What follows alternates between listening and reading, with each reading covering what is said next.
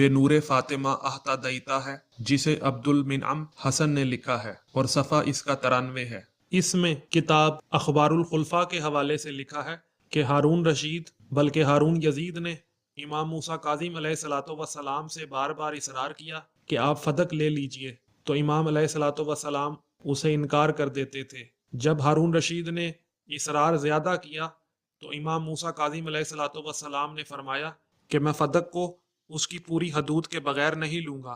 ہارون رشید نے امام موسیٰ کاظم علیہ الصلوۃ والسلام سے پوچھا کہ فدق کی حدود کیا ہیں، تو امام موسیٰ کاظم علیہ الصلوۃ والسلام نے جواب دیا کہ فدق کی پہلی حد عدن ہے۔ تو ہارون کا چہرہ بگڑ گیا اور امام موسیٰ کاظم علیہ الصلوۃ والسلام سے پوچھا کہ فدق کی دوسری حد کیا ہے، تو امام موسیٰ کاظم علیہ الصلوۃ والسلام نے جواب دیا کہ فدق کی دوسری حد سمرقند ہے۔ ہارون رشید کا چہرہ پھر لال پیلا ہو گیا۔ اس نے پھر امام موسیٰ کاظم علیہ الصلوۃ والسلام سے سوال